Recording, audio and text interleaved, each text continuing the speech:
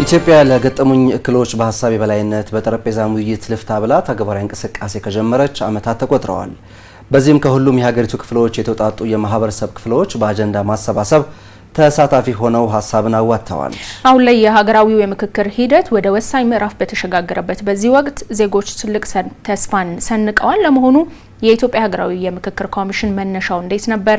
እንዴት ያለ ጉዞስ ተጓዘ? የወንድሙ አዱኛ ተከታዩ ጥንቅር ጥቂት የሚነግረን ይኖረዋል። ነብሴር ገጣሚና ደራሲ ነቢይ መኮንን ትንሽ ቦታ በሚለው ግጥሙ ወረድ ብሎ ባለው ስንኝ እንዲህ ይለናል። ፍጹም መሆን ስለማንችል ትንሽ ባዶ እንዋዋል፣ በልባችን ደግ በኩል ለአንጎላችን መላወሻ ትንሽ ቦታን ተውለት፣ ምናልባት የምንልበት ልክ እንዳምና ለዚህ ዓመት ብንጣላ መታረቂያ፣ ብንታረቅ ለመጣያ፣ ብንታሰር ይቅር ማያ፣ ይቅር ብንል መታሰሪያ፣ ትንሽን ተው ባዶ ቦታ እያለ መሳሳብን ትተን መሃል እንምጣ ሲል ይማጸናል። ሀገርም ታማለች፣ የወትሮ ሰበዟ ላልቷል። አላግባቡ ያሉ ሐሳቦች ነቃቃት ፈጥሯል።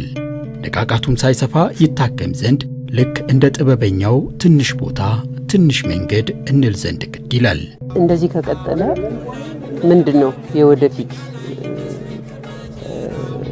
ህይወቱ?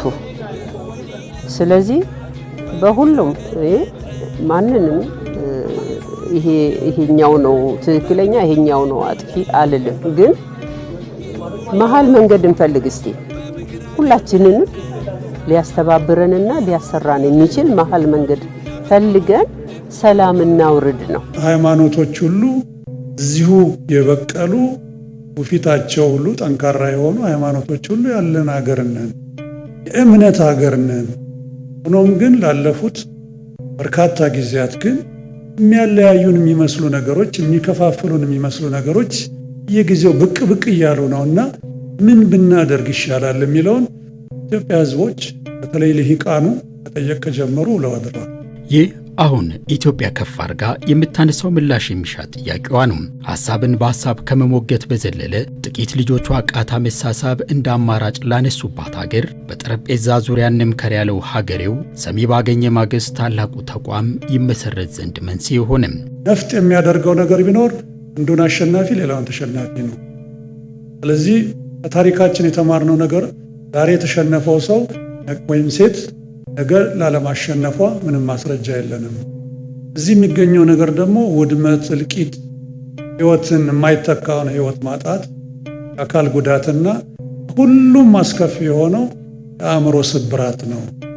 የአእምሮ ስብራት ደግሞ ከትውልድ ወደ ትውልድ የሚያልፍ ቁርሾን ጥሎ ነው የሚያልፈውና ወደ መግባባቱ ብንሄድ ይሻላል የሚለው ነገር እንግዲህ ለዚህ አዋጅ 1265/2014 እና ለኮሚሽኑ መስረት ምክንያት ሆነ።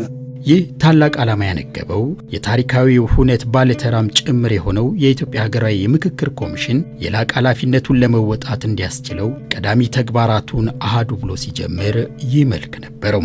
ኢንዲፔንደንት ሆኖ አካታችና አሳታፊ እንዲሆን ለማድረግ የተነሳ ነው። ከ1330 ገደማ ከሚሆኑ ወረዳዎቻችን ነው።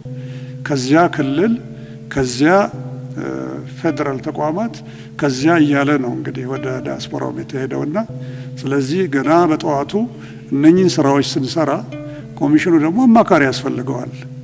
ስለዚህ እነኚህን አማካሪዎቻችንን ከሁሉም በኋላ ላይ 12 ከሆኑት ክልሎች ትግራይንም ጨምሮ እንዲመረጡ በማድረግ አማካሪዎቻችን አብረውን ስራውን እንዲሰሩ እንዲያግዙን አድርገናል። ከዚያም ከታችኛው የማህበረሰብ ክፍል ጀምሮ በተለያዩ አደረጃጀቶች ያሉትን አካቶ ሁሉንም በየደረጃው የደረሰው ኮሚሽኑ ስለ ሀገር ሐሳብ ሲሰበስብ ቆይቶ አሁን ላይ ወደ ወሳኙ ምዕራፍ ተሸጋግሯል። ኢትዮጵያ የልጆቿን የከረመ ቁርሾ ልትሽር፣ የልዩነት ቋጠሮዋን በስልጡን እሳቤ በጠረጴዛም ዙሪያ ልትፈታ ከጫፍ ደርሳለች። የሳላማጎ አርብቶ አደር፣ የፊልቱ አርብቶ አደሯ ወይም የአረብቲዋ አርብቶ አደር ለመጀመሪያ ጊዜ ከልሂቃን ከናንተ ከመሪዎቿ ጋር እና ከምሁራን ጋር ቁጭ ብላ የምትነጋገርበት መድረክ ነው። ይሄ ለብዙ ሺህ ዓመት ኢትዮጵያን ይዘው የኖሩ አርሶ አደሮችና አርብቶ አደሮች ለመጀመሪያ ጊዜ ከመሃልና ከትልልቆቹ ተዋናያን ጋር ስለ ሀገራቸው ጣፈንታ የሚወያዩበት መድረክ ነው።